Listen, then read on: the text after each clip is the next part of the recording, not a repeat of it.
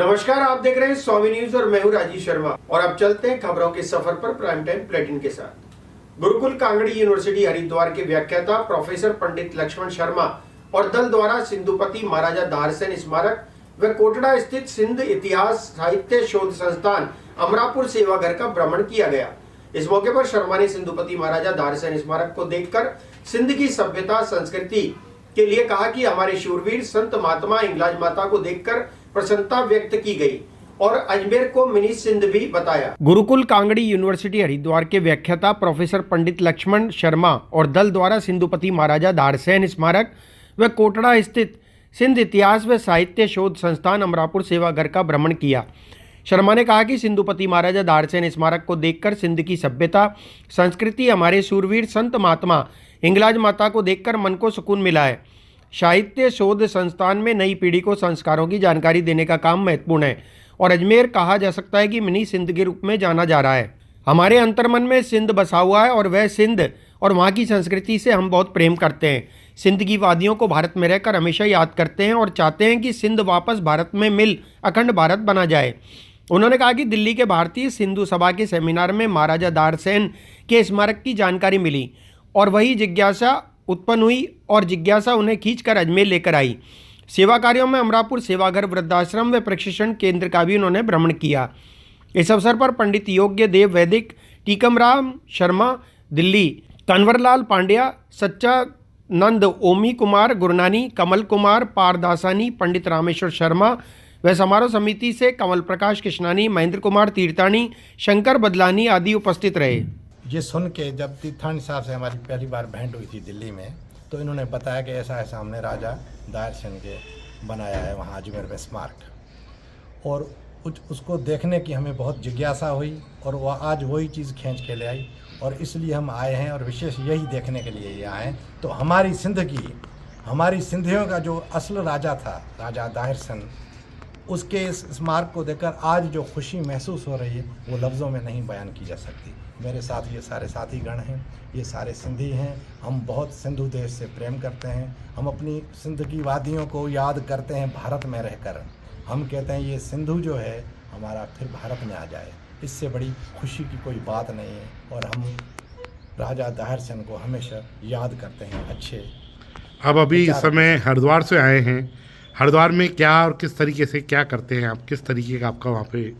हरिद्वार में मैं गुरुकुल कांगड़ी यूनिवर्सिटी में कुछ सेवाएं टीचिंग की भी देता हूं और वहाँ कुछ ग्रंथ हैं जो उर्दू से हिंदी अनुवाद करता हूं, हिंदी से उर्दू, हिंदी से संस्कृत में भी कुछ काम किया है हमने। लेकिन वहाँ भी एक म्यूज़ियम बना हुआ है, जिस मैं सभी सिंधी भाइयों को कहना चाहूँगा, तो वहाँ एक म्यूज़ियम है हरिद्वार गुरुकुल कांगड़ी यूनिवर्सिटी, जहाँ लगभग हड़प्पा और मोहनजोदड़ो की विशेष चीज़ें पड़ी हुई हैं और वहाँ आकर वो देखें तो हमारा सिंधु कैसा था, हमारा इतिहास कैसा था, मोहनजोदड़ो का क्या रूप था, वो सब वहीं देखने को मिलेगा। उससे बढ़िया कहीं जगह नहीं है। इसलिए यहाँ आकर ये खुशी हुई, राजा दारसेन का स्मारक है और वहाँ आपको आने के बाद ये महसूस होगा तो हमारी सिंधु सभ्यता कितनी ओल्ड और कितनी ऊंची है। सबसे समृद्ध, सबसे शाहूकार अगर कोई सभ्यता दुनिया में है तो वो केवल सिंधु सभ्यता। नवनियुक्त पुलिस कप्तान के पदभार संभालने के बाद से पुलिस अधीक्षक द्वारा लगातार प्रत्येक थाने का निरीक्षण किया जा रहा है और कानून व्यवस्था मजबूत बनाए रखने के उद्देश्य से दिशा निर्देश भी दिए जा रहे हैं। इसी के तहत शहर के प्रत्येक थाना क्षेत्र में नाकेबंदी की जा रही है। आज रामगंज थाना क्षेत्र में नाकेबंदी की गई। इस दौरान संदिग्ध लगने वाले व्यक्ति और वाहनों को रोककर पूछताछ की गई। प्रदेश में कानून व्यवस्था मजबूत बनाने के उद्देश्य से पुलिस मुख्यालय के आदेशानुसार और जिला पुलिस कप्तान के निर्देशानुसार शहर के सभी थाना क्षेत्रों में पुलिस द्वारा नाकेबंदी चलाई जा रही है। आज इसी क्रम में रामगंज थाना क्षेत्र में पुरानी चुंगी पर पुलिस द्वारा आने जाने वाले वाहनों की चेकिंग की गई।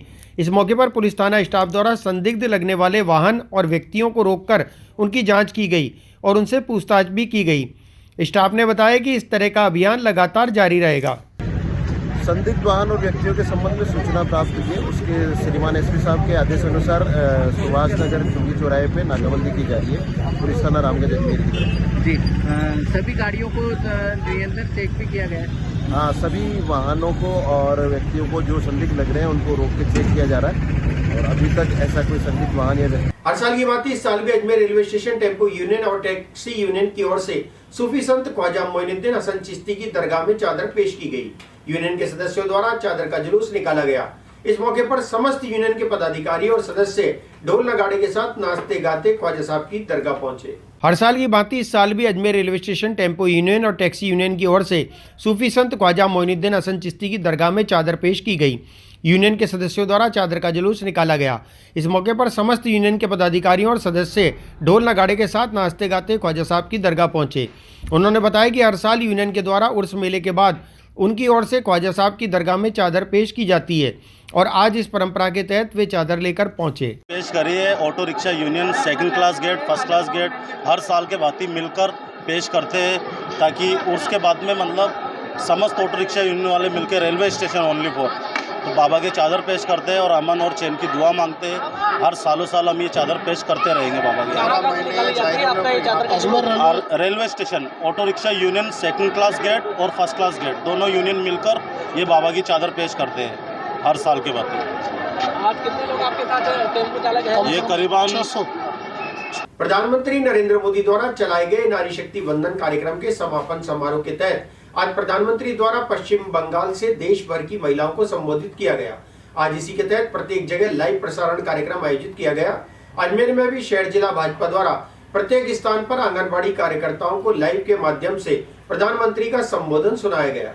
प्रधानमंत्री नरेंद्र मोदी द्वारा चलाए गए नारी शक्ति वंदन कार्यक्रम के तहत आज प्रधानमंत्री द्वारा पश्चिम बंगाल से देश भर की महिलाओं को संबोधित किया गया। आज इसी के तहत प्रत्येक जगह लाइव प्रसारण कार्यक्रम आयोजित किया गया जिसमें महिलाओं ने प्रधानमंत्री मोदी का संबोधन सुना।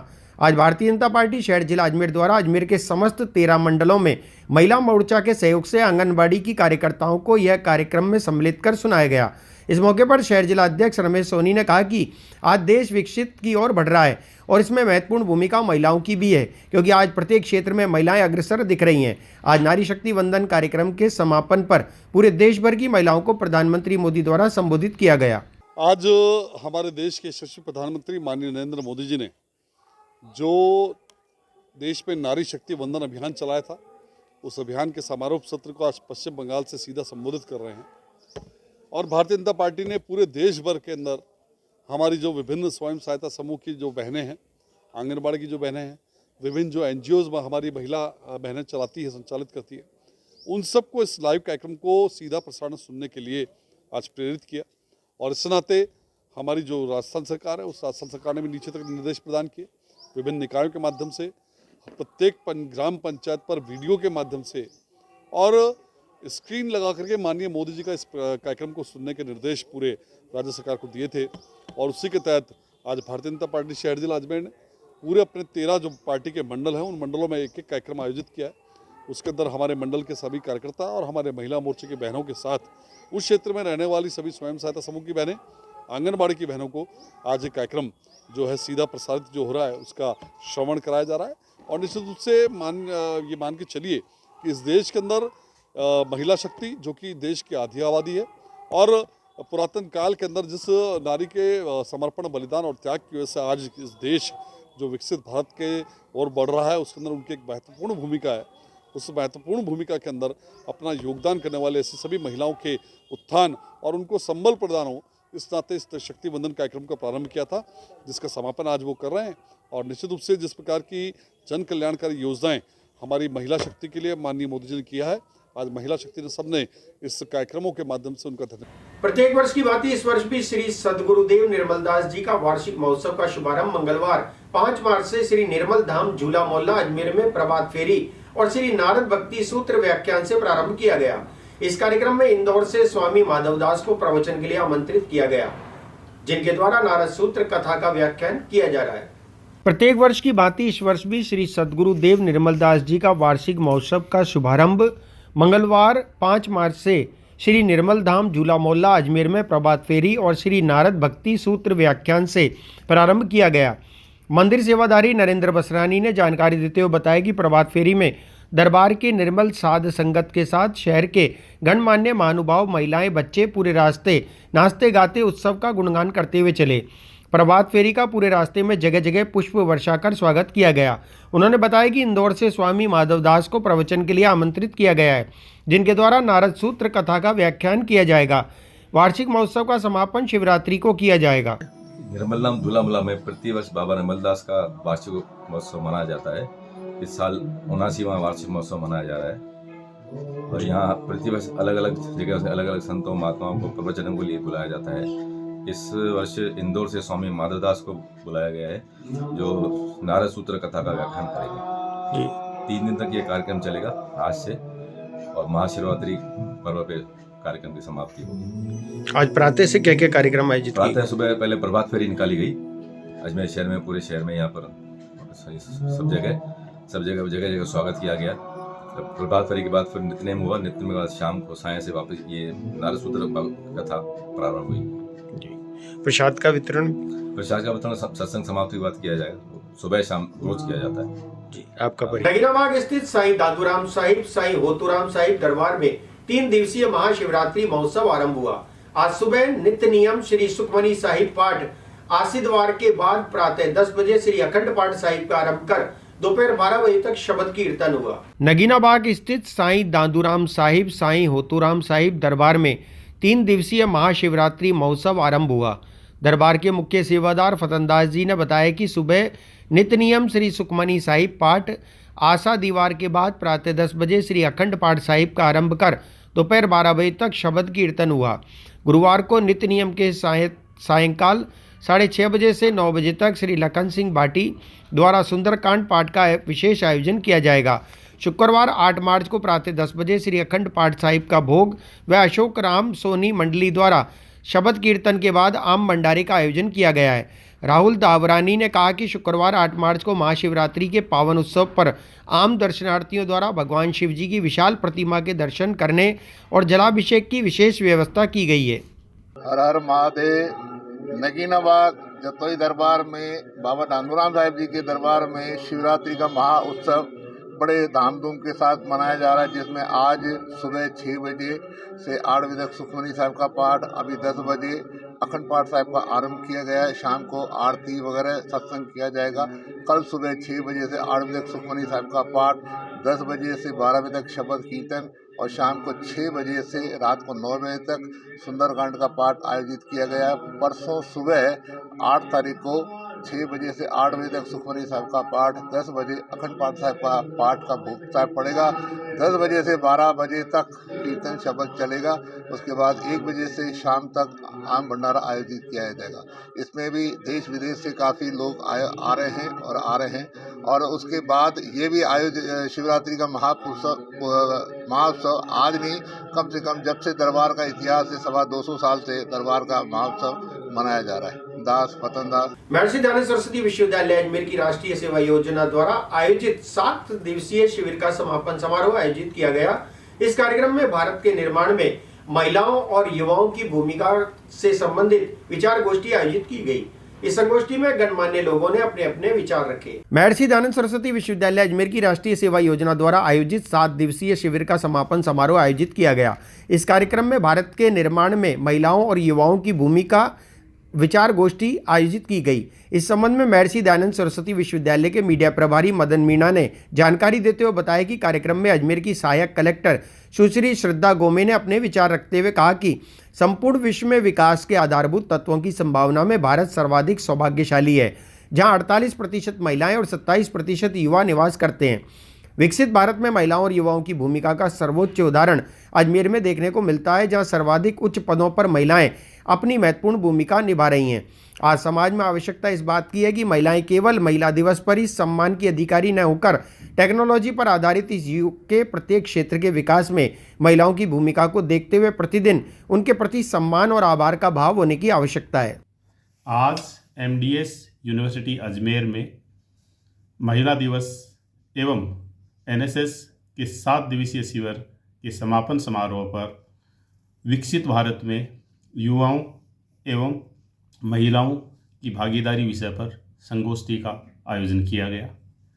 इस संगोष्ठी में भारतीय प्रशासनिक सेवा की अधिकारी एवं अजमेर जिला की असिस्टेंट कलेक्टर एवं एग्जीक्यूटिव मजिस्ट्रेट सुश्री श्रद्धा गौमे मुख्य अतिथि रही। यूनिवर्सिटी के माननीय कुलपति प्रोफेसर अनिल कुमार शुक्ला ने कार्यक्रम की अध्यक्षता की। वहीं राजस्थान पत्रिका अजमेर के संपादक श्री सीपी जोशी कार्यक्रम में विशिष्ट अतिथि रहे। इस कार्यक्रम के दौरान एनएसएस के स्वयंसेवकों द्वारा 7 दिवस में की गई कार्यक्रम एवं गतिविधियों पर डॉक्यूमेंट्री प्रस्तुत की गई। कार्यक्रम के दौरान विभिन्न विद्यार्थी, शिक्षक, अधिकारी एवं कर्मचारी उपस्थित रहे। मैं professor Subhash Chandra, dean student welfare, MDS university Ajmer. जो मेल मेंबर आप कहते हो तो कहीं उसमें 25% खाली इस काम में लगे रहते हैं कि महिला को रेलवे स्टेशन छोड़ना है, बस स्टेशन छोड़ना है, अस्पताल छोड़ना है, स्कूल छोड़ना है, तो काम तो 25% ही करते हैं। तो जब 75% काम नहीं करते हैं तो 25% से तो देश की प्रगति नहीं होगी। People, profit and planet. और जब हम पीपल की बात करते हैं तो अगर हम एक विकास को एक कॉम्प्रिहेंसिव रूप में देखें तो उस विकास से जो मेजॉरिटी ऑफ द पॉपुलेशन है वो एक्सक्लूड नहीं हो सकती है। अगर हम भारत की बात करें तो आप सभी इस बात से आपको पता होगा कि approximately 48% of our population is constituted by women. Approximately 27% is our youth population, जो कि हम ट्रेडिशनल डेफिनेशन के हिसाब से देखते हैं। अगर हम उसका एम्बिट थोड़ा बढ़ा दें तो काफी बड़ा संख्या हो जाती है। तो अगर हम किसी भी विकास की बात कर रहे हैं, एक डेवलप्ड नेशन की बात कर रहे हैं, तो वो फिल्म अभिनेत्री रितु शिवपुरी ने आज ख्वाजा गरीब नवाज की दरगाह में पहुंचकर जियारत की। रितु शिवपुरी ने ख्वाजा गरीब नवाज की दरगाह में मखमली चादर और अकीदत के फूल पेश किए। इस मौके पर पुरी ने देश में अमन, चैन और खुशहाली की दुआ मांगी। फिल्म अभिनेत्री रितु शिवपुरी ने आज ख्वाजा गरीब नवाज की दरगाह में पहुंचकर जियारत की। रितु शिवपुरी ने ख्वाजा गरीब नवाज की दरगाह में मखमली चादर और अकीदत के फूल पेश किए। इस मौके पर पुरी ने देश में अमन, चैन और खुशहाली की दुआ मांगी। रितु शिवपुरी ओम शिवपुरी की बेटी है और उनके द्वारा फिल्म आँख में गोविंदा के साथ एक गाने में रोल निभाया गया था। बस हमारे परिवार वाले और सब लोग अच्छे रहें, खुश रहें, तंदुरुस्त रहें और अपने काम में जुटे रहें, लड़ाइयाँ ना हो दुनिया में, अच्छा रहे, सब खुशहाल रहे। और हम तो मेरा तो आई थिंक ये 13वां या 14वां ट्रिप है यहाँ पे। 13-14 इधर मेरा हो गया टाइम आना। तो मेरी बहुत मतलब दिल से मैं बहुत मानती हूँ उनको, ख्वाजा साहब को। तो जब कोशिश करते हैं आने की आ जाते हैं। अभी तो 4-5 साल कोरोना की वजह से रह गए बीच में, वरना कोशिश होती है कि हर 2-3 साल आने की कोशिश करती हूँ मैं। अभी कुछ क्या खास नया आने वाला है आपके लिए? बस वो ख्वाजा साहब की दुआ रहेगी तो आएगा, बहुत कुछ आएगा नया। काम कर रही हूँ, अच्छा काम कर रही हूँ। पुरानी फिल्मों में जो भी वेब सीरीज और नेटफ्लिक्स से आ रही है ओटीटी, उनमें क्या फर्क नजर आ रहा है? मुझे लगता है एक बहुत ज़्यादा जो एक अंग्रेज़ीपन आ गया, जो हमारे जो जैसे खूबसूरती होती थी रोमांस में, वो चली गई है। बट अभी ऑर्गेनाइज ज़्यादा है हर चीज़, वो बात अच्छी है। बाकी 93 के दौर से आपने शुरुआत करी आके फिल्में गोविंदा के साथ, उसके बाद कई सुपरहिट फिल्में दी है। क्या लगता है कि अब उस दौर में अभी दौर में जो नई फिल्में आ रही हैं, कितना अंतर हो गया? बहुत अंतर है। अभी के वर्किंग स्टाइल में भी बहुत फ़र्क है। पहले तो मतलब एक आँख का पर्दा होता था, शर्म होती थी। अभी तो मतलब हर चीज़ ही दिखा देते हैं स्क्रीन पे। जो सेंसर बोर्ड जो मुझे लगता है वक्त के साथ सब बदलता है, तो उसमें मैं कुछ बोलना नहीं चाहूँगी। बट अभी ऑर्गेनाइज ज़्यादा है, हर चीज़ तरीके से, तौर तरीके से होती है। थोड़ा सिस्टमैटिक ज़्यादा है, पहले इतना सिस्टमैटिक नहीं था। आपकी कई फिल्में आई, उनमें खास कौन सी फिल्म है जिनको आज आप याद करते हैं? कैसी फिल्में और आई? मेरी पहली फिल्म सबसे ज़्यादा खास है आँखें, और बाकी सांवली सलोनी मेरा गाना भी अभी तक हर जगह चलता है। तो उसकी भी शूटिंग जयपुर में ही हुई थी। तो राजस्थान से और ख्वाजा साहब से हमेशा कनेक्शन रहा ही है मेरा। आपके पिताजी भी राजस्थान से ही रहे जी, पैदाइश हुई उनकी पैदाइश जोधपुर की है जी। जोधपुर में पैदा हुए आप थे जब। राजस्थानी है? हाँ, हम कश्मीरी पंडित हैं लेकिन राजस्थान से हैं। पले बड़े यही थे मेरे पापा।